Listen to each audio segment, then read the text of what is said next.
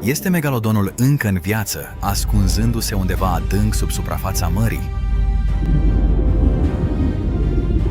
Acum, înainte să dai ochii peste cap și să spui, evident că nu, vreau să păstrezi acest gând. Nu doar dacă este în viață, ci și ce a fost de fapt, cât de mare era cu adevărat și de ce dispariția sa este unul dintre cele mai ciudate mistere din întregul registru fosil. Să începem cu puțin context, pentru că cred că mulți oameni subestimează cât de extraordinar a fost acest animal. Megalodonul nu a fost doar un rechin mare. A fost prădătorul suprem al întregului ocean timp de aproape 19 milioane de ani. Oamenii moderni există de aproximativ 300.000 de ani. Megalodonul a stăpânit mările de 60 de ori mai mult decât atât. Avea fălci suficient de largi încât să înghită două persoane una lângă alta. Numele său înseamnă dinte mare, iar asta are perfect sens. Fiecare dinte putea ajunge să depășească 7 inci lungime, iar avea 276 de dinți așezați în 5 rânduri brutale. Dar acum, aproximativ 3,6 milioane de ani, megalodonul a dispărut din înregistrările fosile. Oamenii de știință au spus că este dispărut. Caz închis. Sau este? Pentru că observațiile și poveștile nu s-au terminat niciodată cu adevărat?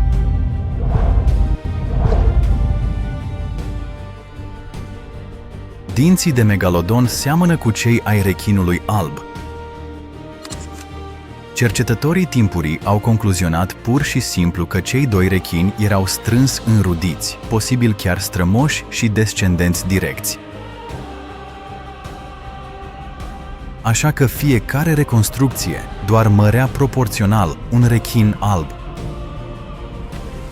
Acea presupunere era greșită. Acum știm că megalodonul aparține unei familii complet separate, numite Otodontidae. Nu era strămoșul rechinului alb. Era mai degrabă ca un verișor foarte îndepărtat, care a ajuns să dezvolte dinți similari, pentru că ambii rechini vânau prăzi asemănătoare. Evoluția convergentă a dentiției lor i-a indus în eroare pe oamenii de știință timp de peste un secol. În 2025, o echipă formată din 28 de oameni de știință internaționali, condusă de paleobiologul Dr. Kenshu Shimada, a publicat o cercetare care a schimbat tot ceea ce credeam că știm despre corpul acestui animal. Munca lor s-a concentrat pe o coloană vertebrală fosilizată descoperită în Belgia, catalogată ca specimenul IRS-NBP 9893. Această coloană conține una 140 și una de vertebre asociate și reprezintă trunchiul unui singur individ de megalodon. Doar trunchiul măsoară peste 11 metri în lungime. Acum, aici este problema care a distrus vechiul model. Dacă megalodonul ar fi avut proporțiile robuste și masive ale unui rechin alb, atunci un trunchi care măsoară peste 11 metri. O lungime de 6 picioare ar necesita un cap și o coadă care pur și simplu nu se potrivesc cu biomecanica niciunui rechin lamniforme cunoscut. Comparând proporțiile la 165 de specii de rechini vii și dispăruți, echipa lui Shimada a determinat că, cel mai probabil, capul megalodonului reprezenta aproximativ 16,6% din lungimea totală a corpului, în timp ce coada reprezenta în jur de 32,6%. Când aplici aceste proporții specimenului belgian, obții o lungime totală de aproape 54 de picioare pentru acel individ. Dar există și o vertebră fosilizată din Danemarca care este semnificativ mai mare, sugerând că unii indivizi ar fi putut atinge o lungime uluitoare de aproape 80 de picioare. Aceasta este dimensiunea unei balene albastre. Cercetătorii au descoperit că megalodonul se aseamănă cel mai mult, ca proporții ale corpului, cu rechinul lămâie modern. Când au realizat modelări hidrodinamice, au confirmat că un corp masiv, cu forma unui mare rechin alb, la dimensiunea megalodonului, ar genera o rezistență catastrofală, făcând mișcarea eficientă fiziologic nesustenabilă. Singura formă care avea sens din punct de vedere energetic era planul corporal suplu al rechinului lămâie, mărit la 24 de metri. Cercetările recente au mai arătat că megalodonul avea o mandibulă mai plată și mai comprimată decât cea a marelui rechin alb, precum și notătoare pectorale extra lungi care îl ajutau să-și susțină greutatea uriașă.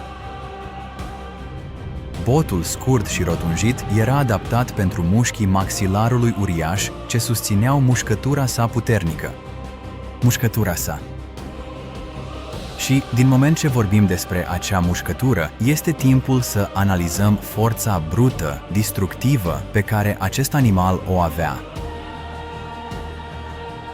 Oamenii de știință au realizat experimente pentru a estima forța mușcăturii megalodonului, iar rezultatele sunt greu de imaginat. O singură mușcătură putea ajunge la peste 40.000 de livre. Asta înseamnă de aproximativ 10 ori mai puternic decât un rechin alb și cam de 25 de ori mai puternic decât Dunkleosteus, unul dintre cei mai înfricoșători prădători ai perioadei devoniene. Acei dinți uriași, zințați, împreună cu acea forță extremă, puteau străpunge osul ca și cum ar fi fost moale. Megalodonul nu își omora pur și simplu prada, ci o zdrobea până nu mai putea fi recunoscută. Fosilele ne arată clar cum megalodonul își vâna prada.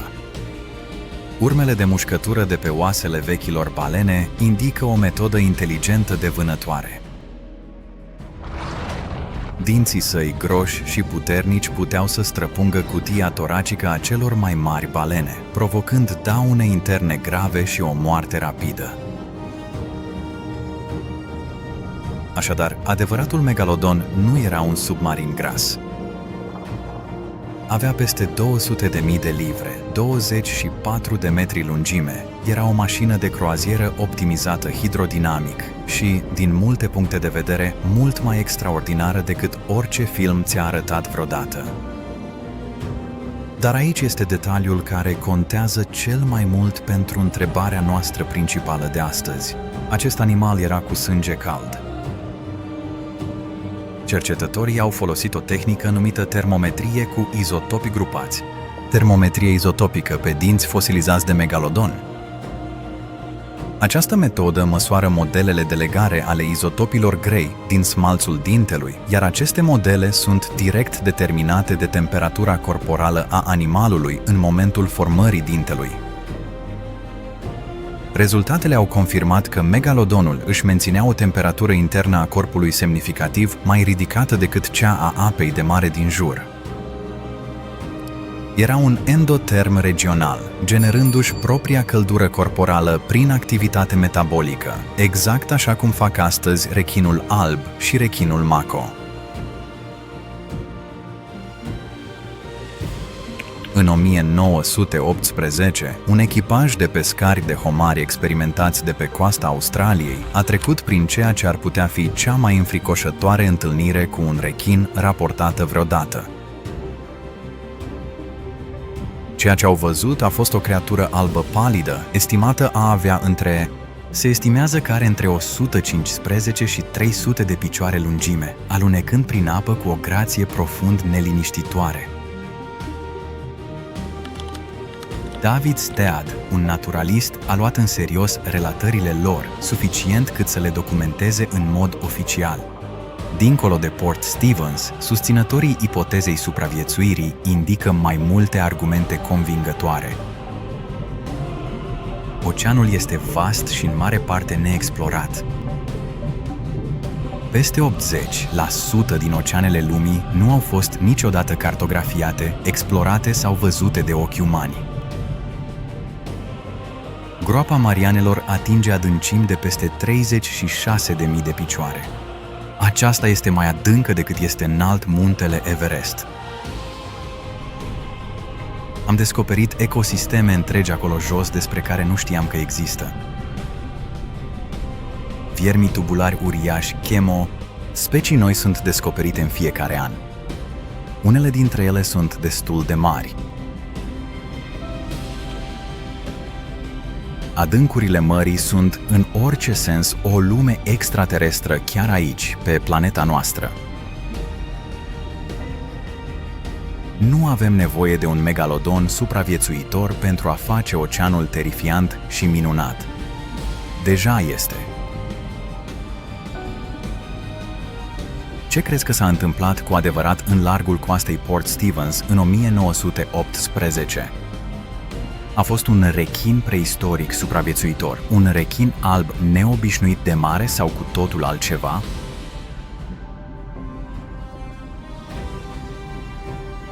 Spune-mi în comentariile de mai jos. Le citesc pe toate.